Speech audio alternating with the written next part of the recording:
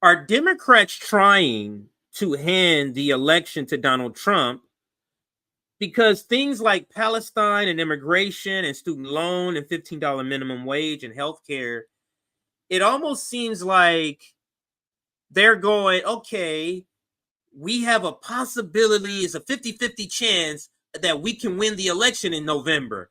How can we change that 50-50 chance to a 30-70 chance, 30% me, 30% Democrats? That's what it feels like the strategy or the mantra is. And here's the headline. New poll, Trump currently holds massive lead in Wisconsin, along with 6 other swing states. Now, this is a media outlet in Wisconsin. That's why they single out Wisconsin, but the numbers in the articles about all the states. And that's what you see on the side. I took a snippet of the article. Let's read a little bit of what the article says here. And it says, in other swing states that were polled, Nevada registered voters' response with a 12-point victory for former President Trump. So in Nevada, that's one of the states that likely I will be moving to, one of the swing states, 12-point victory. Going in by 12 points.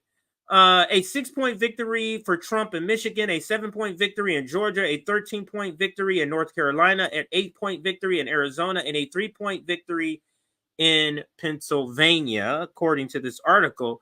These numbers come as President Biden's approval rating continues to fall nationwide due to voters' concerns over top issues such as war overseas, illegal immigration, and the U.S. struggling economy, with Gallup currently showing his rating at 35%, and Emerson having him at 37%. So let's listen to how they address that. Now, understand, they want to win. So they must have come up with a very, very good explanation. And they said, hey, I'm the DNC chair. I'm going to go deliver this great explanation that people are going to listen to. And they're going to go, yeah, aha, that's it. Let's listen if he has that answer. Let's listen to Jamie. Numbers that we keep getting when we're talking about communities of color, Black voters especially, I mean, we're critical to Joe Biden's success in 2020. There seems to be a real generational divide. I was at that barbershop. Mm-hmm. You had an engaged constituency, but they were almost exclusively older Black voters. Do you see a problem here with the way this campaign is reaching out to or resonating with young Black voters? I think, this is something that in politics, and I think you see in religion as well, is understanding that young people are getting their information in a different way. Yeah. That young people are processing their support in a different way. They're not so much tied to institutions, but they're more aligned with what their values are. Yeah. And so that is forcing the political parties to begin to change the way that they reach out to those young folks. And so the Biden campaign understands that. That's why the $25 million at the end of last quarter to begin to have those conversations on social media, in the mediums in which young people are. Do you think it's just the medium, or do you think that there's a problem with the message? And I'll ask you specifically about the president's support of Israel and the war in Gaza, which anecdotally and from some reporting has really hurt him in really important communities of color, whether they're Arab American, Black American, people who have been historically oppressed, who see Palestinians as oppressed as well, and do not like the position this president has taken. Well, I think when you think about where the president is, for him, he is putting on his head as commander-in-chief. Mm-hmm. And he has to do what's in the best interest of our security as a country, and also our partnership with our allies. And so sometimes politically that may not always be the most resonant thing, but in the end of the day, we have to understand that these elections are about contrast. Mm-hmm. The president often says, don't compare me to the almighty, compare me to the alternative. We know under Donald Trump, this is a man who from day one wants to put a Muslim ban, from day one believes that he should be a dictator. Now, she asked a specific question, and you notice they don't have an answer for it. How do you still, after so many months of polling being terrible for you, after being denied access to some Muslim Arab leaders in Detroit, and we're going to get to the mayor of Detroit's video exchange on when he goes on with Dana Bash. Like, how are you still not having an answer for this part? That's what's so weird to me.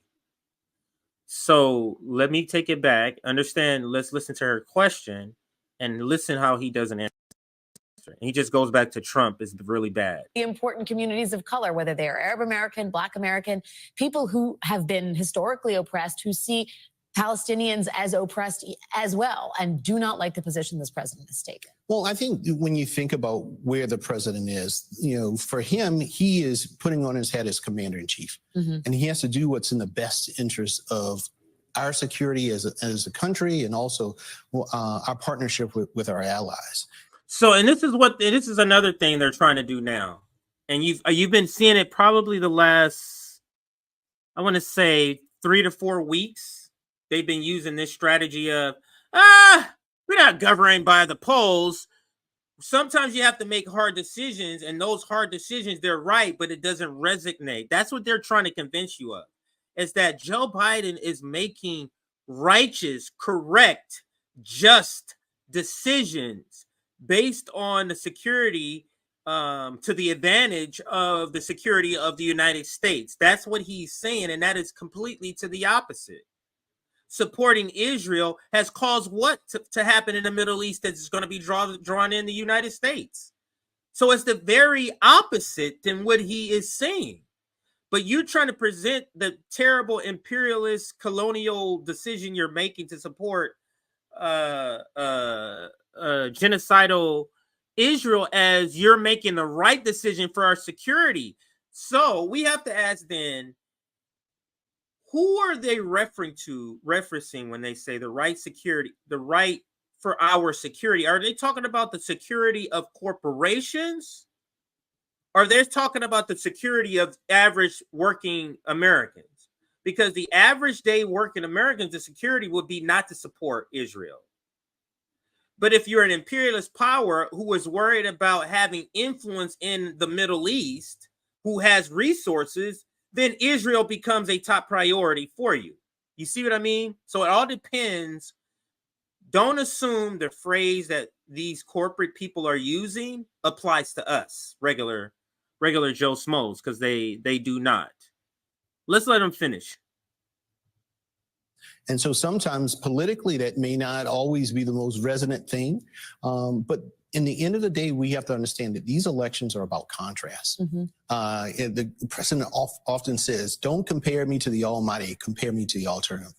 We know under Donald Trump, this is a man who from day one wants to put a Muslim ban, from day one believes that he should be a dictator, from day one believes that immigrants are poisoning the blood of America. Joe Biden's a good man. He's a decent man. He's always going to try to do the right thing based off of his experience and the wisdom that he has and the relationships that he has. And so he is also engaging with the communities that want different policies to say, listen, I want to hear from you. I want to talk with you. I want to figure out ways that we can work together in order to move this forward. And that's why we are so fortunate to have him as president, as opposed to someone who is just focused on retribution and payback. Someone who is decidedly not going down to barbershops and talking to voters about what they care about, decidedly not talking about his actual policy plans in a substantive way. Jamie Harrison, it was a treat to run into you. So there's a part in here I want to make sure I cover that he says. To say, listen, I want to hear from you. I want to talk with you. Do you want to hear from them? So let's keep in mind what he says here. He's saying the Biden administration is reaching out saying, these communities that disagree, we want to hear from you. We want to talk to you, because in this next thing that I'm going to be showing you, the mayor of Dearborn going to be addressing that specifically. And then there was another part that he said here. One believes that he should be a dictator. From day one, believes that immigrants are poisoning the blood of America. Joe Biden's a good man. He's a decent man. He's always going to try to. This is the next thing. Yes, Joe Biden, this is what they're trying to sell. Yes, Joe Biden is supporting a genocidal state, but he is a good man at heart.